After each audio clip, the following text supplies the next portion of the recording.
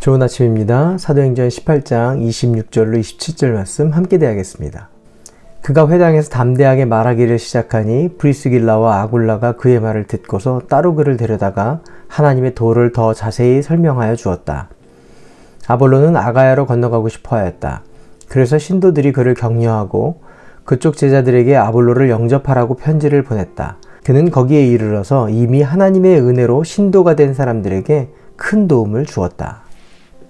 성경은 아볼로를 설명하면서 알렉산드리아 태생이고 그는 유대 사람이며 말을 잘하고 또 성경에 능통한 사람이라고 소개합니다. 더욱이 복음에 대해서 잘 배웠고 또 이 복음을 정확하게 가르치고 있다라고 기록합니다.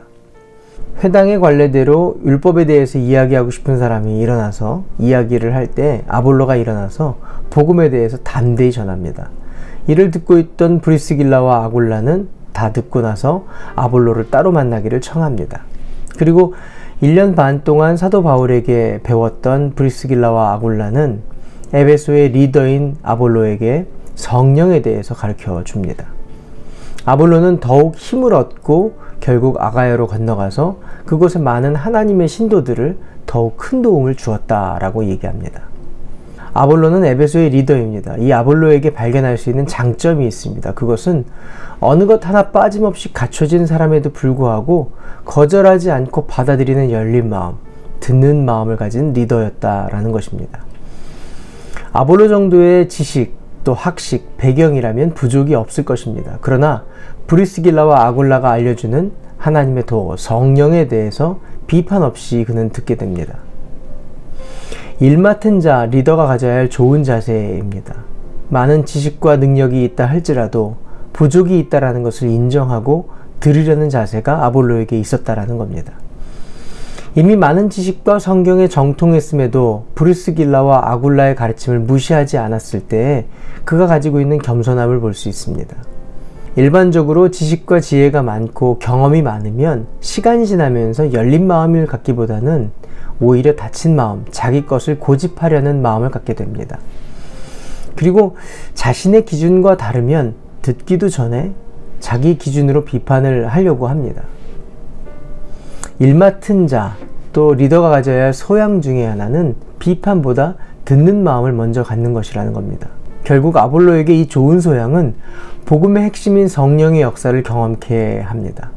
성장하는 신앙의 특징은 비판이 먼저가 아니라 듣는 마음을 먼저 갖는다라는 것입니다. 흔히 우리가 대화가 불가능한 사람들의 특징은요, 듣기 전에 비판이 먼저 앞선다라는 거예요. 비판은 언제나 할 수 있습니다. 그러나 배움은 때를 놓치면 얻을 수 없다라는 것을 알아야 합니다. 내가 생각하기엔 이런저런 틀린 점과 맞는 점이 있다 할지라도, 비록 그것이 맞는다 할지라도 또 맞지 않는다 할지라도 그 자세는 변화와 성장을 포기하는 것뿐만 아니라 함께 협력하고 선을 이루겠다라는 것을 포기한다라는 겁니다. 아볼로에 비해 브리스길라와 아굴라는 태생도 부족하고 성경에 대한 지식도 연약하고 또한 언변도 부족할 수 있습니다. 그러나 그들이 좋은 것을 나눠주려는 마음이 있었고 아볼로는 듣는 자세, 결국 그것이 성령 안에서 아볼로뿐만 아니라 브리스길라와 아굴라에게도 큰 기쁨이 되었고 뒤에는 아가야에 있는 많은 하나님의 은혜로 신도가 된 자들에게 큰 유익을 주게 됩니다.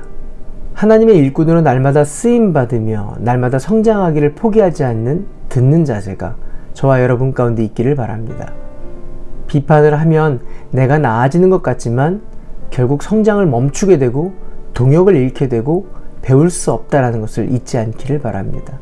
탁월한 동역자여 하나님께 쓰임받는 우리 모두 되시길 바랍니다. 기도할까요? 좋으신 하나님, 성령의 음성에 귀를 기울게 하여 주시옵소서. 맞고 틀리고를 따지기 전에 내 생각을 잠시 내려놓고 듣기를 포기하지 않게 하여 주시옵소서. 협력하여 선을 이루는 분별력을 허락하여 주시옵소서. 예수님의 이름으로 기도합니다. 아멘. 오늘도 성령님의 음성을 듣는 하루 되시길 바랍니다. 화이팅!